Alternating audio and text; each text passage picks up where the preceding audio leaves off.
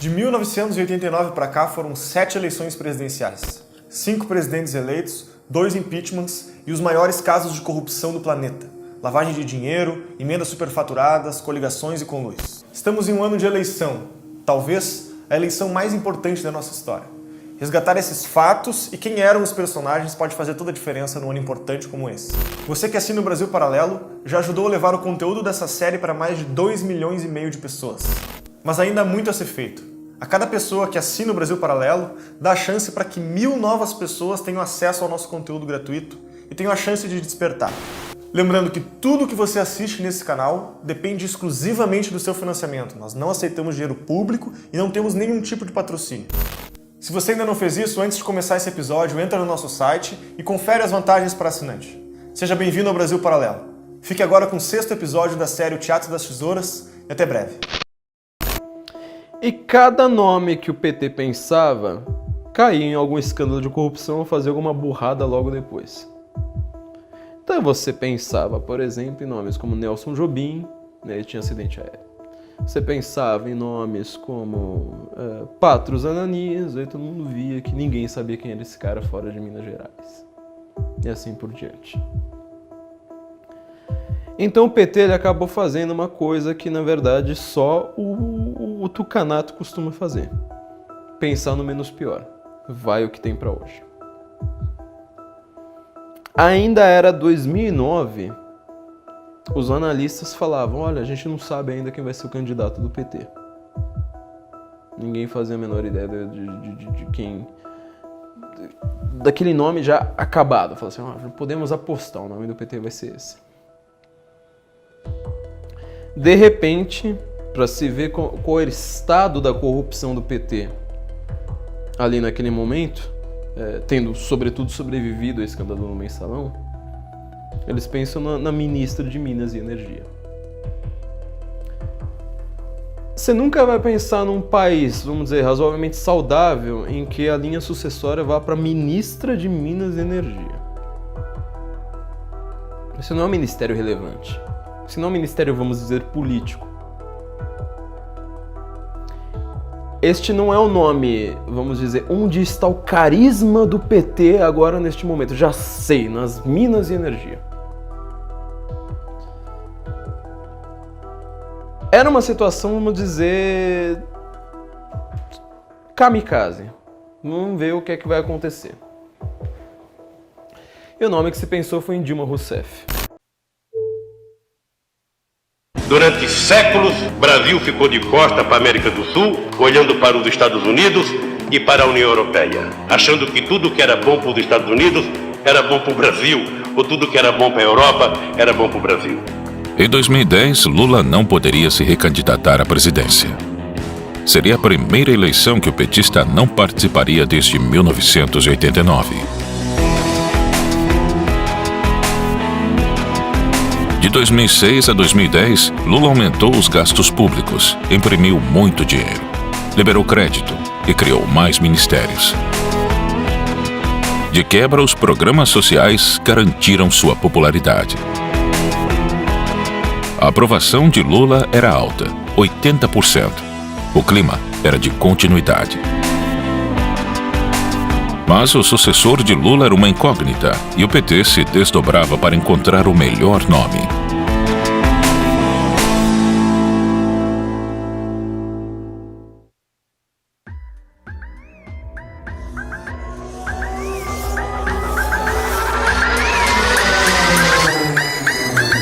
Prometo manter, defender e cumprir a Constituição. Promover o bem geral. E sustentar a integridade e a independência do Brasil.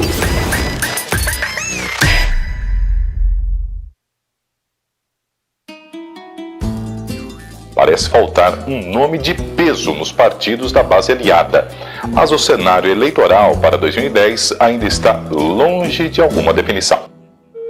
João Paulo Cunha, deputado federal e presidente da Câmara dos Deputados, e José Genuíno, presidente do PT, foram descartados como sucessores de Lula devido ao envolvimento de ambos com o Mensalão.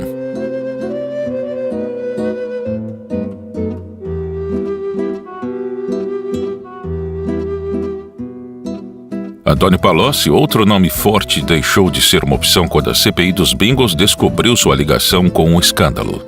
O então ministro da Fazenda do governo Lula negava ter frequentado uma mansão no Lago Sul de Brasília que serviria para distribuição de dinheiro e compra de influência. Em entrevista a um jornal, um caseiro semi-analfabeto desmentia publicamente Antônio Palocci, o segundo homem mais importante da República.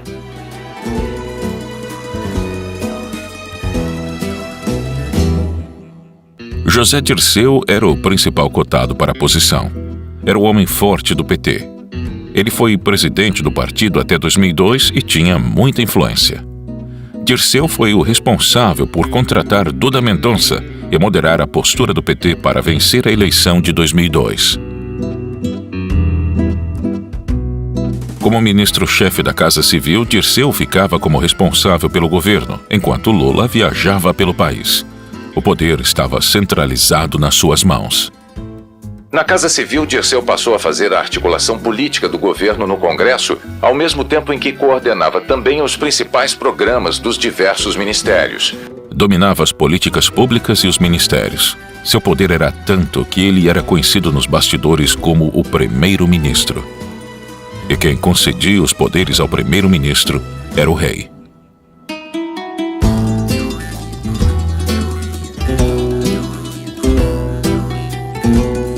Só que José Dirceu havia sacrificado a sua chance de ser o próximo presidente do Brasil quando salvou a pele de Lula ao tomar para si toda a responsabilidade do mensalão. O procurador-geral qualificou o ex-ministro José Dirceu de chefe e mentor do esquema montado, segundo Gurgel, para desviar recursos públicos com o objetivo de comprar o apoio de parlamentares ao governo. Ele acusou o ex-ministro de formação de quadrilha e corrupção ativa. O New York Times destacou a acusação contra José Dirceu. Aliado político de Lula, será julgado por corrupção. O sacrifício também lhe custou o Ministério da Casa Civil. Depois de 2 anos e meio de governo, o ministro José Dirceu deixou hoje a Casa Civil. 10 dias depois das primeiras denúncias do mensalão, a saída de Dirceu deu a partida para a reforma ministerial. E quem o substituiu naquele ministério foi a mesma que tomou seu lugar como candidato na eleição de 2010.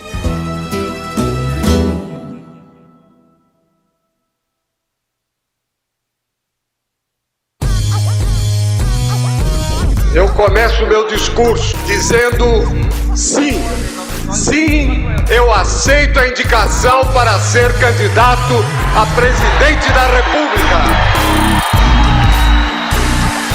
Depois da derrota em 2002, José Serra voltou a ser candidato. O PSDB estava desesperado para conquistar o eleitorado da esquerda. A população estava muito apegada a Lula e o tucano precisava de um discurso mais à esquerda para seduzir a população. Vocês sabem que eu vim de baixo. Nasci numa família humilde, morava numa vila operária, numa casa de quarto e cozinha. Com 8, 9 anos, eu já ajudava meu pai a vender fruta.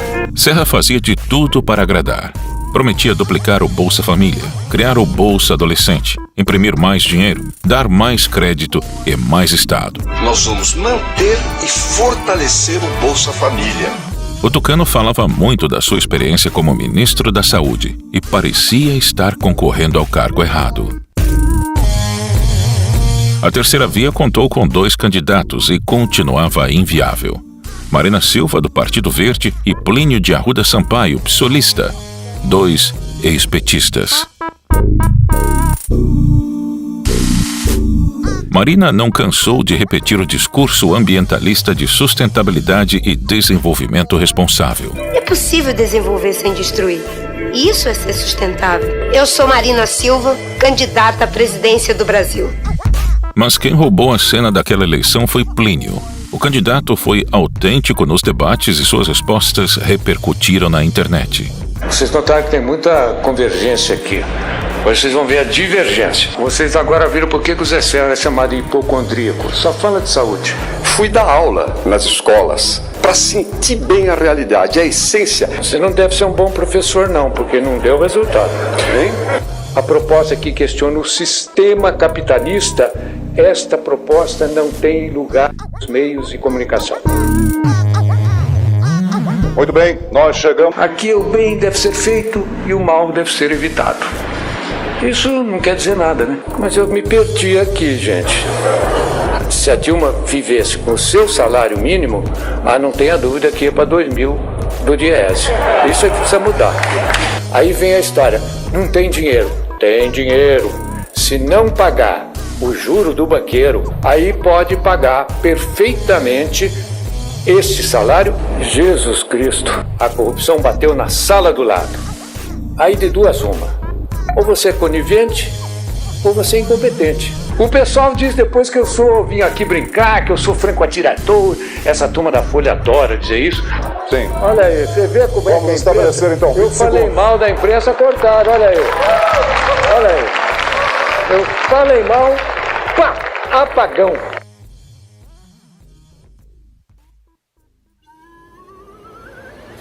Terminou às 13h30 deste domingo a Convenção Nacional do PT, que oficializou o nome de Dilma Rousseff como candidata à presidência.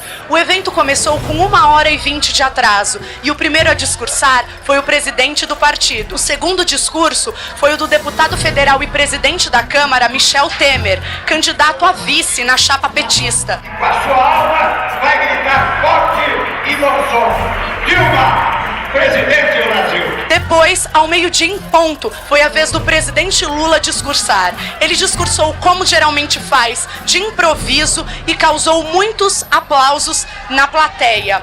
Desceremos a rampa do palácio, por onde subimos, de cabeça erguida, com sentimento. Dilma Rousseff era dona de uma personalidade nula, perfeita para ser fantoche de Lula. Uma vitória dela e o governo ainda seria comandado por ele. É uma mulher que vai continuar no Brasil de Lula, mas que fará um Brasil de Lula com alma e coração de mulher. Lula e Dilma faziam visitas às obras do PAC. O projeto foi criado pelo governo em 2007, quando Dilma era ministra-chefe da Casa Civil. O programa de aceleração de crescimento tinha o objetivo de acabar com a pobreza. Suas obras estavam atrasadas e o PT aproveitou para maquiar uma campanha eleitoral. O presidente Lula passou o dia no Rio inaugurando obras do programa de aceleração do crescimento. Ele veio acompanhado da ministra-chefe da Casa Civil, Dilma Rousseff. Mas a manobra não deu certo e o TSE multou a dupla por campanha eleitoral antecipada. O tribunal julgou procedentes duas representações do Ministério Público Eleitoral, que acusavam Dilma, Lula e o PT de extrapolar a propaganda partidária da legenda em 2010 e fazer propaganda antecipada da candidatura de Dilma à presidência da República. Os marqueteiros do Partido dos Trabalhadores se esforçaram para compensar a falta de carisma e a capacidade da candidata. Por isso, a imagem de Lula era constante nas propagandas eleitorais.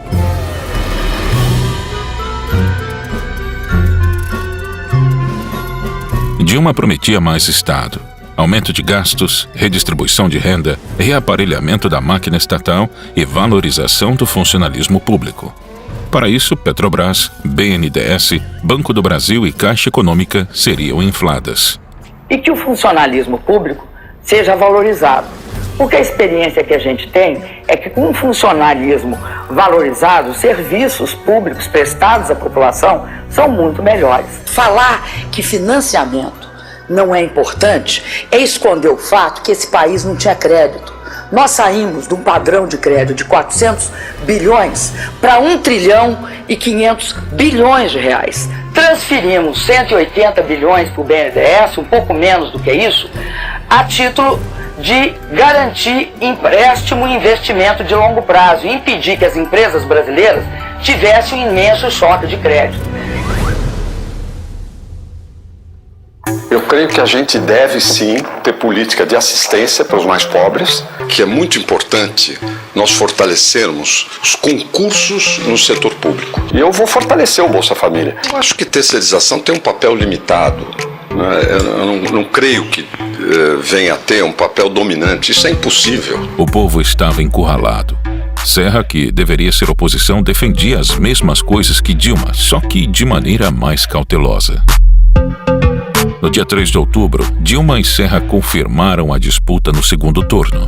A eleição para presidente vai ser decidida no segundo turno. Dilma Rousseff, do PT, enfrenta José Serra, do PSDB. A candidata do PT, Dilma Rousseff, tem até o momento 46,9% dos votos válidos. José Serra, do PSDB, tem 32,61% dos votos. Marina Silva, do PV, tem até o momento 19,33% dos votos válidos. A tranquilidade do primeiro turno não se repetiu no segundo.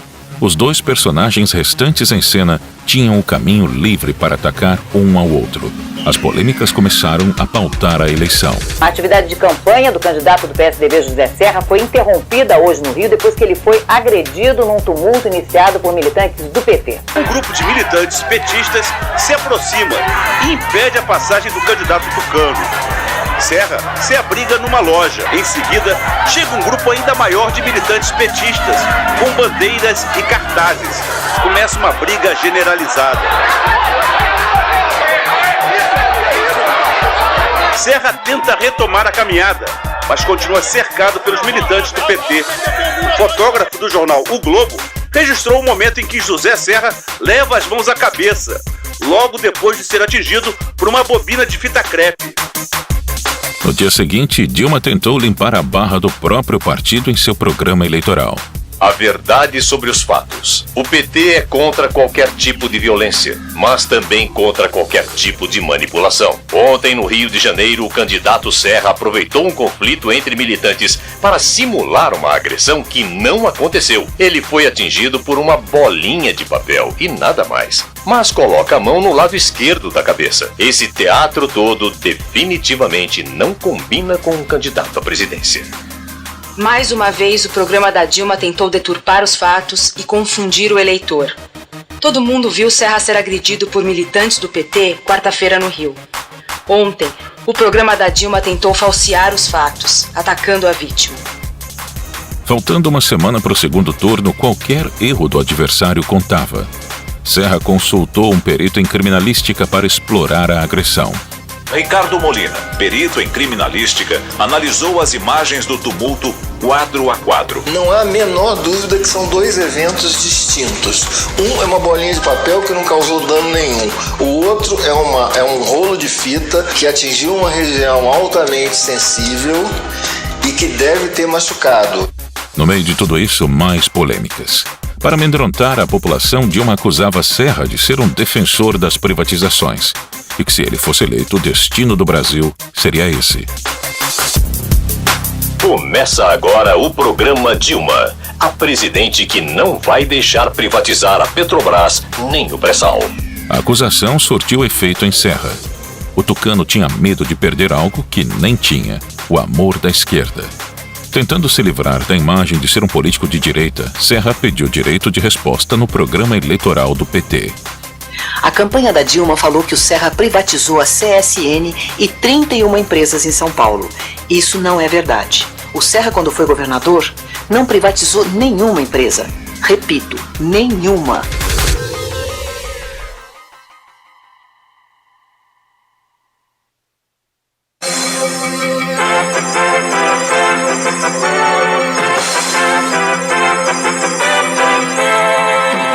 Atenção! Nos próximos 4 anos e pela primeira vez na história, o Poder Executivo do Brasil será comandado por uma mulher.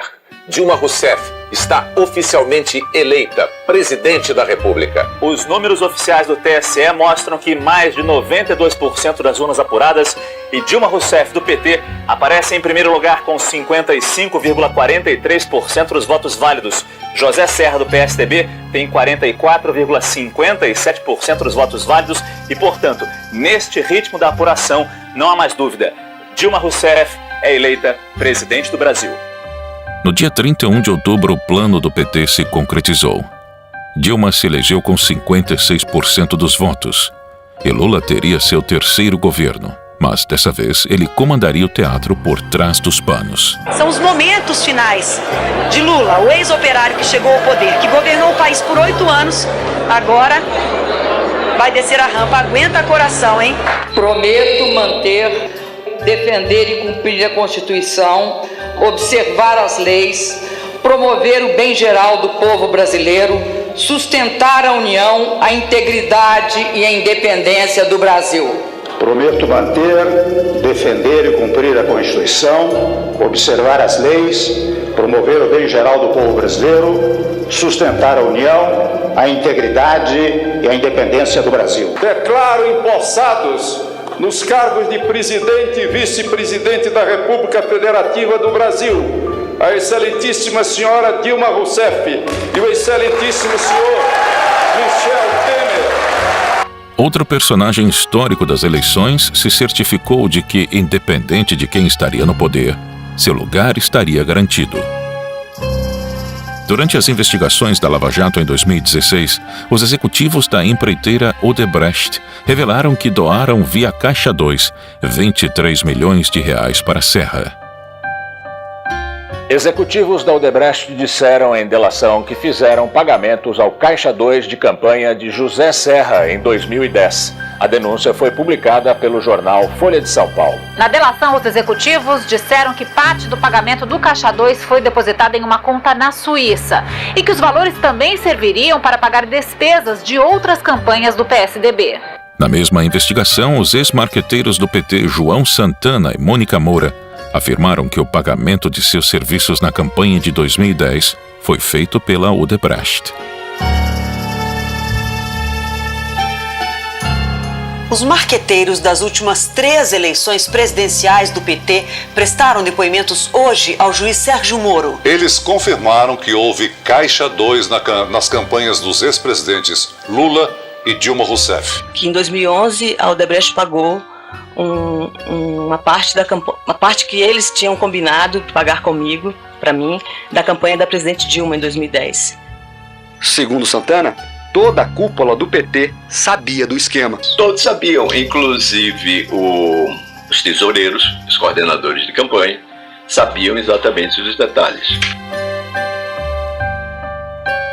A eleição de 2010 não foi disputada por rivais. Serra e Dilma apenas disputavam a sua proporção de propina. E, em troca, governariam para quem pagasse mais.